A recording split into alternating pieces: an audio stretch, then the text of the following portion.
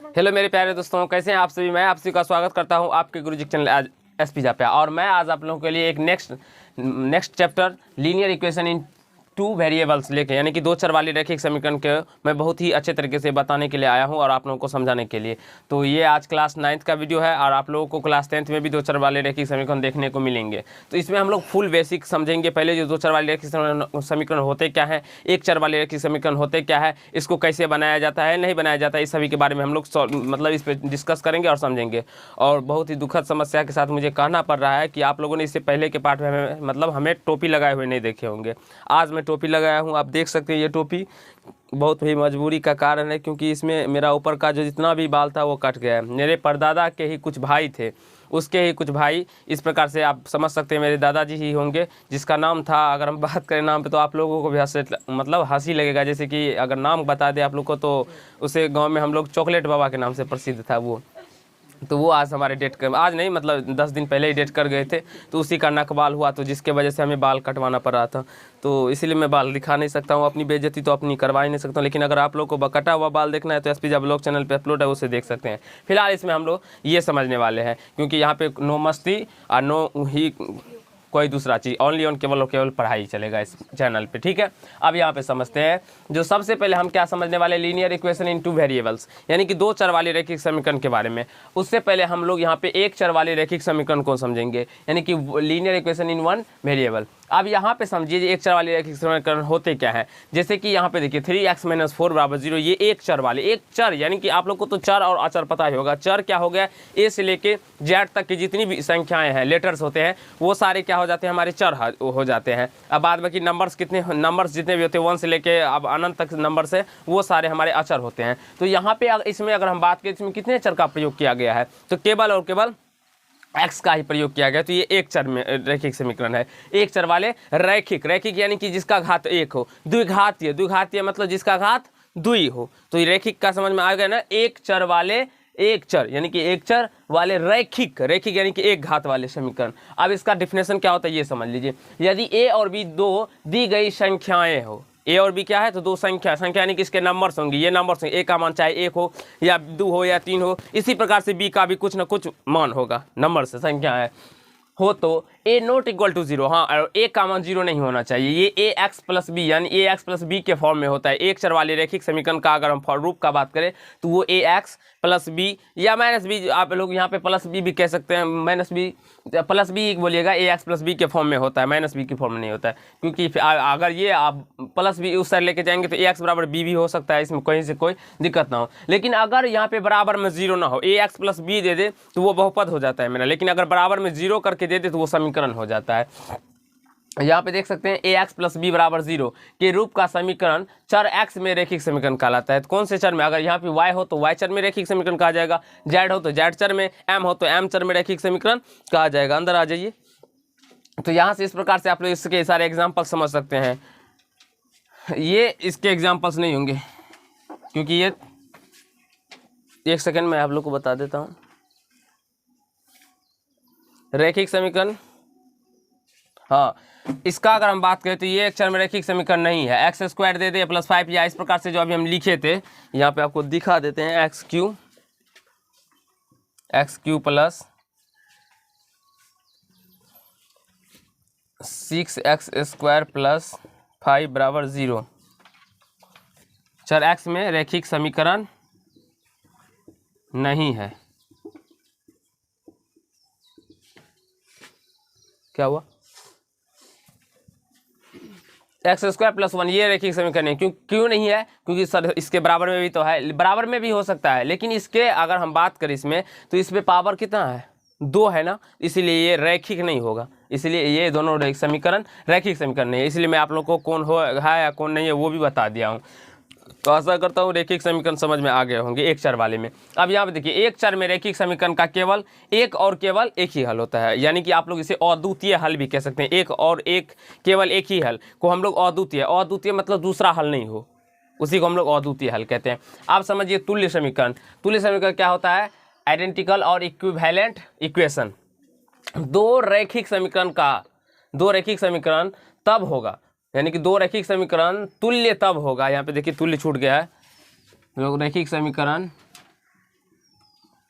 तुल्य तब होगा जब उनका हल एक समान हो। दो रैखिक समीकरण तुल्य तब होंगे जब उसका हल क्या होगा, तो एक समान हो। एक समान यानी कि x-1 बराबर 0 तथा 3x + 1 बराबर 4, ये दोनों तुल्य समीकरण है। हम कैसे समझे, क्योंकि इसको दोनों का हल करने पर कितना आता है, x बराबर -1 आता है। इसका भी हल कीजिएगा तो -1 आ जाएगा, नहीं सॉरी -1 नहीं +1 आएगा। इसका भी हल कीजिएगा तो क्या आ जाएगा, +1 आ जाएगा, और इसका भी हल कीजिएगा तो क्या आ जाएगा, +1 आ जाएगा। तो इसीलिए ये क्या है, तो एक तुल्य समीकरण है। और आशा करता हूँ आप लोग को तुल्य समीकरण भी समझ में आ गया होगा।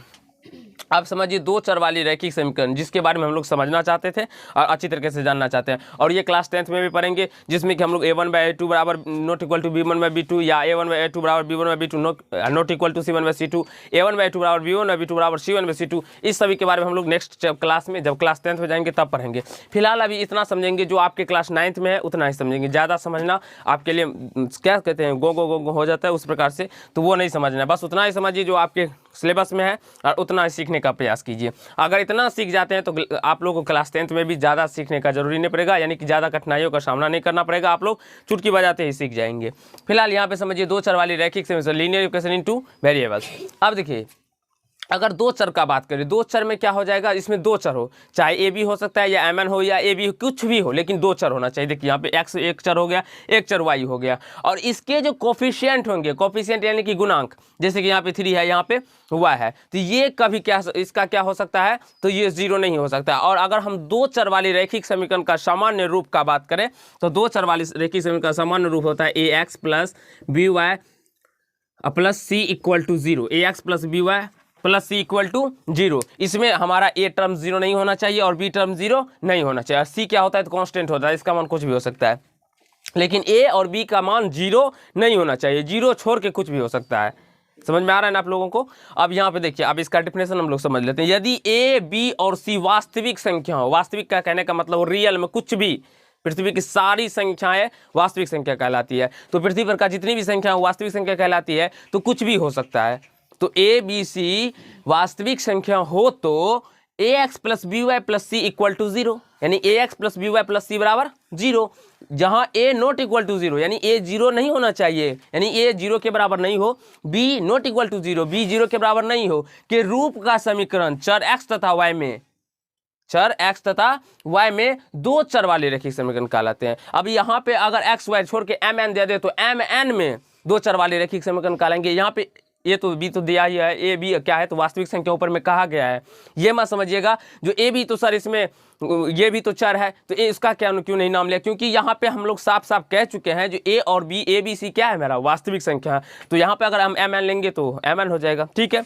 तो इसी प्रकार से आप लोग ax + by + c क्या हो गया, ये दो चर वाली रैखिक समीकरण के सामान्य रूप है। रैखिक समीकरण, इस पे पावर 2 नहीं आ सकता है, रैखिक का मतलब power 1। Example 3x + 2y - 4 = 14 = 0, 2x बराबर -5y, ये भी हो सकता है, क्योंकि ये इस साइड आएगा तो 2x + 5y बराबर 0 हो जाएगा। तो ये भी हो सकता है, क्योंकि चर दो है ना, c अपने मन से, c अगर मान लीजिए सर इसमें c नहीं दिया है तो c अपने मन से 0 ले लेंगे, इसमें कौन सी बड़ी बात है। अब इसी प्रकार से 5x + 6y बराबर 8, इस 8 को इधर लेके आ जाएंगे तो वो c का ही मान होता है। इस प्रकार से ढेर सारे एग्जाम्पल्स इसके हो सकते हैं। अब इसके समझेंगे जो दो चर वाले रैखिक समीकरण के कितने हल हो सकते हैं, नहीं हो सकते हैं। तो इसके 3 कंडीशन बनते हैं, जो कि क्लास 10th में जानेंगे। a1/a2 बराबर b1/b2 बराबर c1/c2 करके वो सारे 3 कंडीशन होते हैं, वो क्लास 10th में जानेंगे। फिलहाल हम लोग क्या जानेंगे, तो इसमें इसके अपरिमित रूप से अनेक हल होते हैं।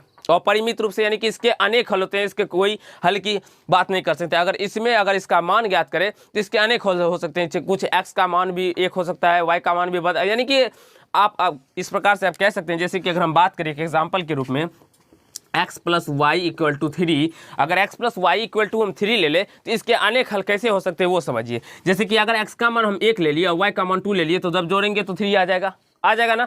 अगर हम x का मान 2 ले ले और y का मान 1 ले ले, तो जोड़ेंगे तो 3 आ जाएगा ना। जब x का मान 0 ले लेंगे और y का मान 3 ले लेंगे, तो अभी जोड़ेंगे तो 3 आ जाएगा ना। जब हम x का मान 3 ले लेंगे, y का मान 0 ले लेंगे, फिर भी आ जाएगा ना। अगर हम x का मान -1 ले ले और y का मान +4 ले ले, तो 3 आ जाएगा ना। ये देखिए दो चर में रैखिक समीकरण, इसका कितने हल हो सकते हैं, अनेक हल हो सकते हैं। इसका डिफिनिट नहीं है कि कितने हल हो सकते हैं, लेकिन जब हम क्लास 10th में जाएंगे तो इसके 3 कंडीशंस पढ़ेंगे। a1/a2 बराबर b1/b2 बराबर c1/c2 सिम्प्लिसिटी इस प्रकार से। तो अगर दोस्त आप लोग को ये अच्छे तरीके से समझ में आ गया होगा तो वीडियो को लाइक कीजिएगा, कमेंट कीजिएगा, शेयर कीजिएगा और चैनल पर नए हो तो चैनल को सब्सक्राइब करके बेल आइकन को प्रेस कर लीजिएगा, जिससे मेरे हर एक वीडियो का नोटिफिकेशन आप तक पहुँचता रहे। तो आज के पार्ट में हम लोग इतना ही करने वाले हैं। क्या हुआ?